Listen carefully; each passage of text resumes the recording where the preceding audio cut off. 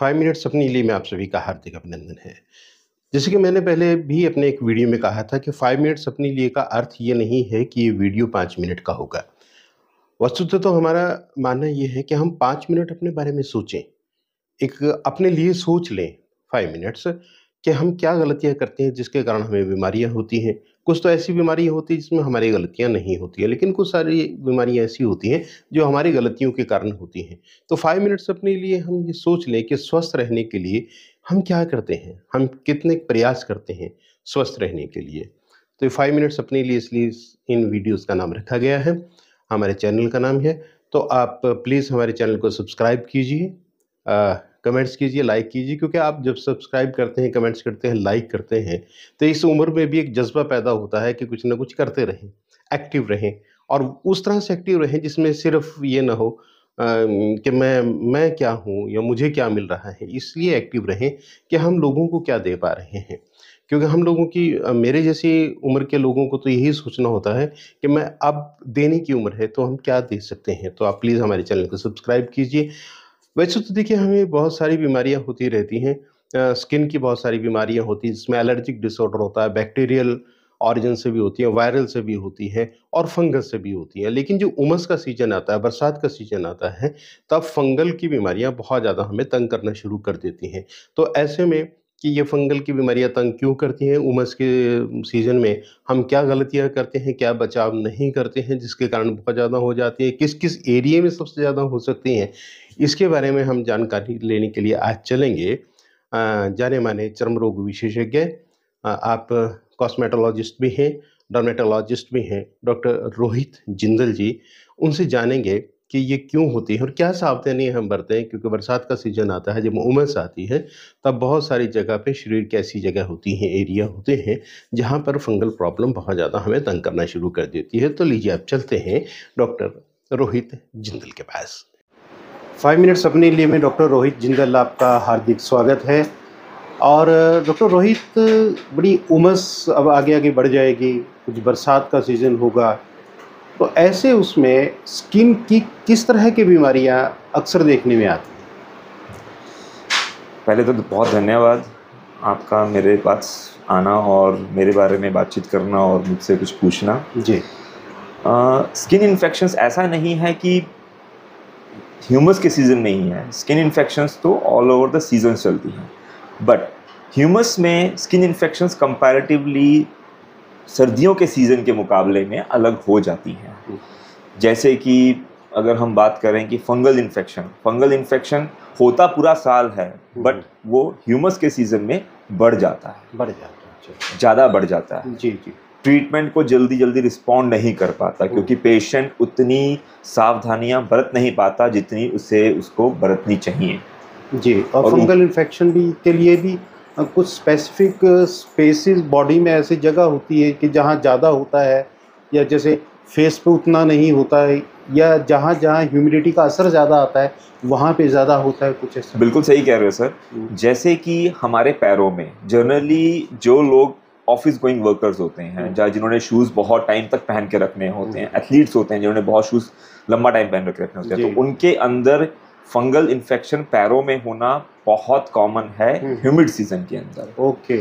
And second जो सबसे दूसरा इम्पॉर्टेंट एरिया आता है कि जहाँ फंगस होने के चांसेस ज़्यादा हो जाते हैं, वो आपकी आती हैं ग्रॉइन एरिया, जिसको हम हिंदी में जांघें बोल देते हैं। कि जांघों में क्या है कि वो हर टाइम हमारे कपड़े टाइट रहते हैं, हम कपड़ा लूज नहीं पहनते और हमारी जो हवा है, जो वेंटिलेशन है, वो क्रॉस नहीं हो पाती, जिसके कारण फंगस को वो एक माध्यम मिल जाता है ग्रो करने के लिए कि फंगस उस माध्यम से ग्रो करना शुरू कर जाती है और वो ज़्यादा ग्रो नमी ज़्यादा रहती है, नमी ज़्यादा हो जाती है। जहाँ पे नमी ज़्यादा होगी, जैसे कांछे हैं, वहाँ पे नमी ज़्यादा हो जाती है।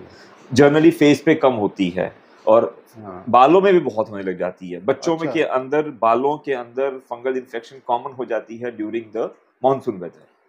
अच्छा, एक चीज़ और है, जैसे लेडीज़ में है, महिलाओं में वो ब्रेस्ट के नीचे की को जहाँ पे फोल्ड रहता है, वहाँ पे भी काफ़ी देखने सर डेफिनेटली अगर वो अपनी ब्रेस्ट एरिया है और अगर उसके ऊपर वो अपने ब्रा एरियाज को ज़्यादा टाइट कवर करके रखते हैं और वहाँ पसीना इकट्ठा ज़्यादा हो रहा है, ह्यूमिडिटी इकट्ठी ज़्यादा हो रही है, तो डेफिनेटली उनको भी फंगल इन्फेक्शन उस एरिया में बहुत कॉमन हो जाती है। या ऐसे कपड़े हों जो नमी को एब्जॉर्ब ही ना करते हों, सिंथेटिक पहन लें तब भी शायद ज़्यादा? सर मेनली इसमें हम ये बोलते हैं कि जब भी कभी ह्यूमिडिटी का सीजन आता है, जो कपड़ा है वो हमेशा लूज कपड़ा होना चाहिए। ओके, बहुत ताकि हवा लगती रहे। हवा लगती रहे। वो क्योंकि ये कहें कि ये वाला कपड़ा वो कपड़ा, उससे बेटर है कि जो साइज कपड़ा आपको आता है उससे एक बड़ा साइज पहने, ओके ओके। ताकि आपकी जो क्रॉस वेंटिलेशन है हवा की वो होती रहे।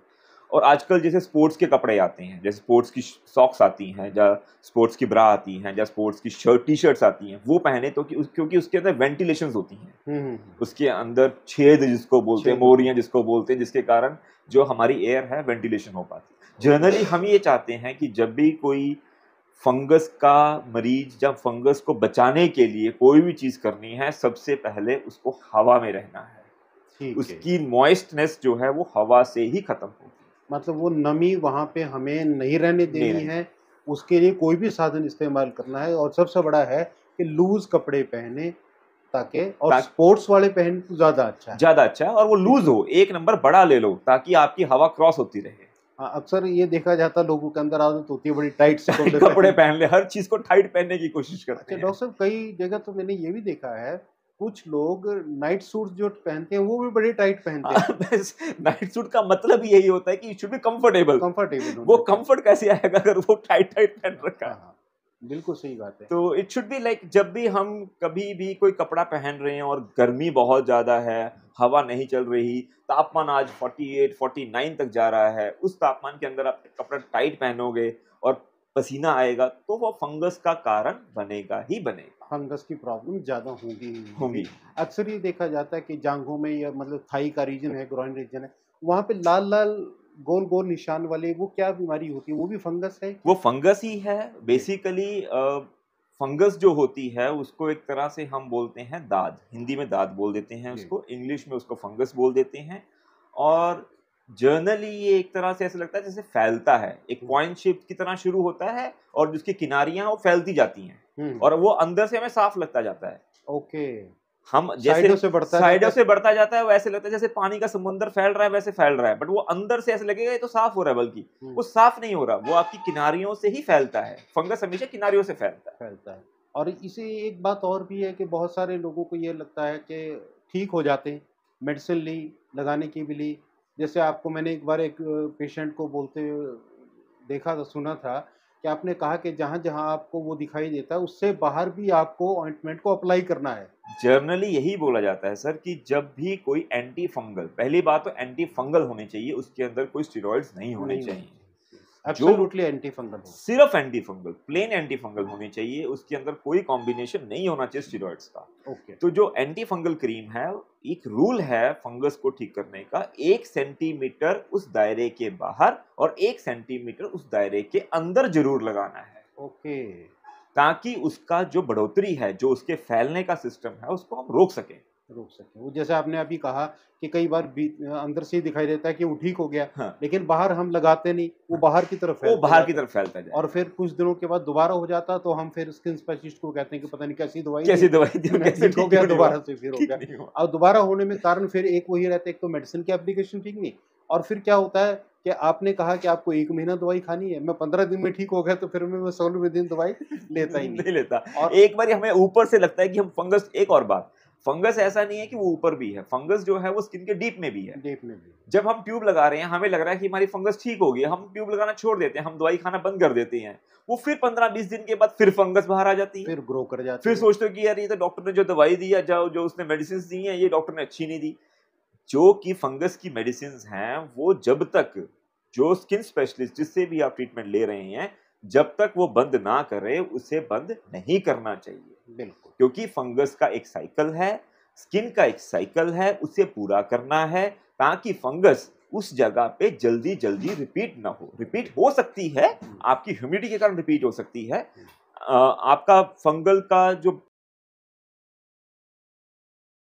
जल्दी जल्दी नहीं होगा अगर आप डॉक्टर की सलाह के साथ चलते हैं। पूरा दवाई भी पूरा समय लेते हैं, और उसके अलावा के ह्यूमिडिटी नहीं रहने देते, जैसे लूज वो तो ज्यादा जरूरी है, वो सबसे ज्यादा जरूरी है। जो आपकी प्रिकॉशंस हैं कि भैया गिल्ले कपड़े नहीं पहनने।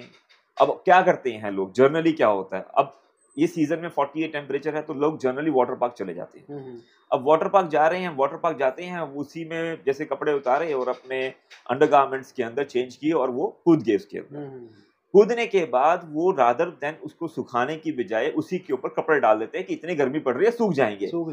ऐसा नहीं है, वो सूख तो जाएंगे पर वो साथ के साथ आपको फंगल इन्फेक्शन जब तक वो सूखेंगे। तो बेटर है जब भी आप अपने पूल में जाएं, जब भी आप वाटर पार्क जाएं, अपने कपड़ों को अच्छे से चेंज करें, अपने टॉवल से उसको जो भी आपका पसीना आया या नमी आई है, जो भी आपका गीला हो गया, जो क्लोरीन वाटर के कारण गीला हो गया, उसको अच्छे से क्लीन करें। उसके बाद ही अपने कपड़े पहने और कपड़े जरूर चेंज करें वाटर पार्क से निकलने से पहले। अच्छा, ये भी होता है, चलो वाटर पार्क का तो आपने एक मिसाल दे दी, कई बार आदमी घर से बाहर निकला है, बाहर गया है और बाइक पे है, किसी चीज़ पे ऐसे पे है और बरसात आ गई, पूरी तरह से भीग गया, घर गया, देखा कि अंडरवियर तो हल्का सा गीला है या बनियान हल्की सी गीली है, ऊपर वो भी गलत है। देखो वो तो गलत है, वो भी एक फंगल। अच्छा डॉक्टर साहब, इसमें डाइट का भी कोई रोल रहता है फंगल डिजीज के अंदर के? जैसे अमूमन आमतौर पे कहा जाता है कि ये खट्टी तली चीज़ें न खाएं, या पर्सन टू पर्सन वेराई करता है कि किसी को किसी चीज़ से नुकसान होता है, वो एक अलग चीज़ है। एलर्जिक डिसऑर्डर्स किसी को आ सकते हैं या इस तरह से? सर जनरली हमारी बुक्स फूड के बारे में फंगल इन्फेक्शन के साथ कोई भी रिलेशन नहीं मानती कि खट्टा खाने पीने से मिर्च खाने से फंगल इन्फेक्शन बढ़ती है। हाँ, ऐसा जरूर है, अगर हम मिर्च ज्यादा खाते हैं, हम ज्यादा मसालेदार चीज खाते हैं तो हमें पसीना ज्यादा आता है। तो जो पसीना ज्यादा आता है बढ़ जाती है। तो ये नहीं कि पसीना हमने स्पाइसेस खाया और आपकी फंगस बढ़ जाएगी, ऐसा नहीं है। स्पाइसेस खाओगे और पसीना आएगा तो फंगस बढ़ जाएगी। तो इसलिए एज सच इसके अंदर ये नहीं है कि खाने पीने का कोई परहेज हो, एज सच इसमें कोई खाने पीने का परहेज नहीं है। मेन आपकी हाइजीन का इंपॉर्टेंट है, हाइजीन का रखें। और एक बहुत सारे डॉक्टर्स ये कहते हैं कि अपने आप को हाइड्रेट भी रखें। हाइड्रेशन तो बहुत जरूरी है, हाइड्रेशन के बिना तो इस गर्मी में तो भूल ही जाओ। हाँ बिल्कुल। तो डॉक्टर साहब, आपने बहुत ही सुंदर सी जानकारी दी फंगल इन्फेक्शन के बारे में, जो लाल चकत्ते अमूमन एक्जिला में बन गया, तो आपने बताया कि किस तरीके से सुखा के रखें और बिल्कुल इसमें सावधानी को बिल्कुल ना छोड़ें, हाइड्रेट अपने आप को रखें, दवाई जितनी कही जाए उतनी ज़रूर लें। जब डॉक्टर आपका कह दे कि आप दवाई छोड़ सकते हैं, तब ही दवाई को छोड़ें या ट्रीटमेंट को छोड़ें, अपने आप से बदला करें। और दूसरा आपने ये बताया कि अगर एंटी फंगल लगाएं तो एब्सोल्युटली एंटी फंगल हो, वो स्टेरॉइड उसके अंदर मिक्स ना हो। दूसरा आपने एक चीज़ और बताया, बाहर 1 सेंटीमीटर बाहर तक भी वो ट्यूब को जरूर लगाएं। ठीक है, तो ये बहुत ही सुंदर आपने जानकारी दी। अक्सर ये गलती करते हैं लोग कि जितना जहाँ रेड दिखाई देता है बस वही लगा लेते हैं, जब ठीक होने लगता है तो छोड़ देते हैं, वो काम नहीं होना चाहिए, फिर वैसे उफर जाती दोबारा बन जाती है। बातचीत की डॉक्टर रोहित जिंदल जी से। वैसे तो हमने बहुत सारी बातचीत की, लेकिन जिसमें से जो 5 मिनट्स अपने लिए के लिए था कि हम क्या सोचें, किस तरह से बचें, इसके बारे में डॉक्टर रोहित जिंदल ने बहुत मतलब बहुत आसानी के साथ डिटेल में समझाया कि हम ऐसे कपड़े पहने जो थोड़ा सा लूज़ हों, जिस नंबर के हम पहनते हैं उससे 1 नंबर बड़ा कपड़ा पहने, ताकि हवा का आवागमन होता रहे और कहीं से भी पसीना हो, बरसात के पानी कहीं लग गया है या हमारे शरीर में नमी है, हम कई बार नहाते समय शरीर को पूरा नहीं पहुँचते क्योंकि वो थोड़ा-सा पंखे की हवा में हल्का-सा गीला बदन जाता है तो अच्छा लगता है, हमें थोड़ी-सी ठंडक का एहसास होता है। लेकिन शरीर के उन्होंने बहुत सारे पोर्शंस बताए जिनको सूखा रखना बहुत ज़्यादा ज़रूरी है, ख़ास तौर पे जहाँ-जहाँ हमारी बॉडी में फोल्ड्स आते हैं, जिसमें एक्सिला आ गया, ग्रॉइन रीजन आ गया, महिलाओं के अंदर ब्रेस्ट के नीचे का हिस्सा आ गया। तो ये कुछ चीज़ें ऐसी हैं जहाँ पे फंगल प्रॉब्लम ज़्यादा होती है और इससे बचे रहना मुमकिन है। और फिर ट्रीटमेंट करते हुए क्या गलतियाँ हम कर जाते हैं उसके बारे में भी आपको जानकारी दी। तो डॉक्टर रोहित जिंदल का हमने धन्यवाद किया और अब आपके हाथ में है, सोचें आप 5 मिनट्स अपने लिए।